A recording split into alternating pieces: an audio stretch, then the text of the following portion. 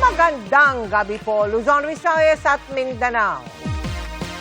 Bagyang gumanda ang panahon sa ilang lugar sa bansa ngayong araw, humina na rin bilang low-pressure area ang nasa labas ng Philippine Area of Responsibility, yung bagyong Neneng. Pero isang bagyo at dalawang LPA pa rin ang nakapaligid sa bansa.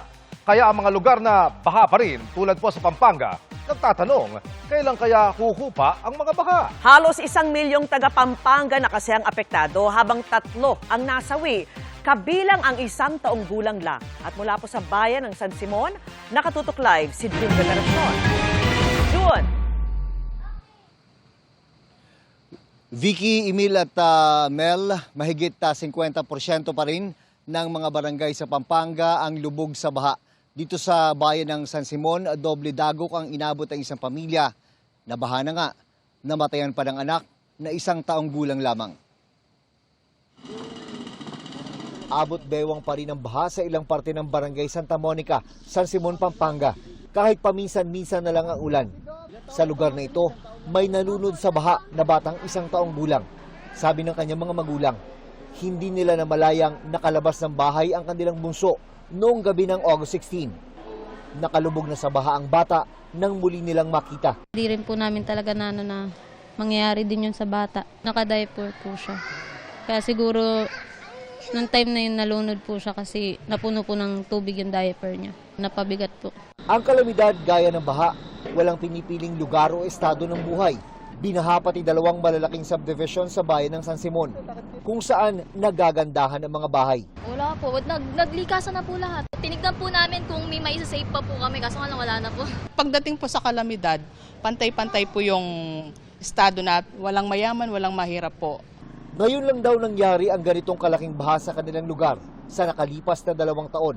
Pero dahil paulit-ulit na lang ang problema, makikitang may mga bahay nang ibinebenta. Kami, yung case namin, hindi naman inabot yung loob ng bahay namin. Yung iba dito kasi may tubig sa loob ng bahay. Kaya blessed pa rin kami. Malaking perwisyo yung baha sa amin, sir. Dapat managot na yung dapat managot, sir.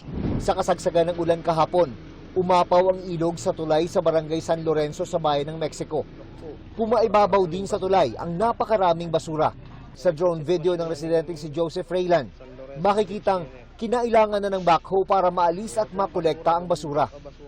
Nang balikan namin ang lugar, halos uwala na ang basura, pero may kataasan pa rin ang ilog. Sabi ni Pampanga Governor Lilia Pineda, mahigit 50% pa rin ng mga barangay sa kanila ang lubog sa baha. Halos 1 milyong individual na ang apektado. 3 naman ang nasawi sa gitna ng pagbaha.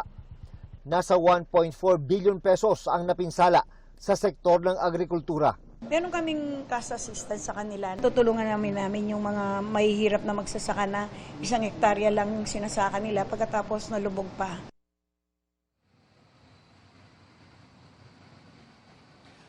Kung magtutuloy-tuloy ang pagganda ng panahon, malaking tulong ito para humupa ang pagbaha dito. Sabi ng Kapitolyo ng Pampanga ay minamadali na ang master plan para solusyonan ang problema.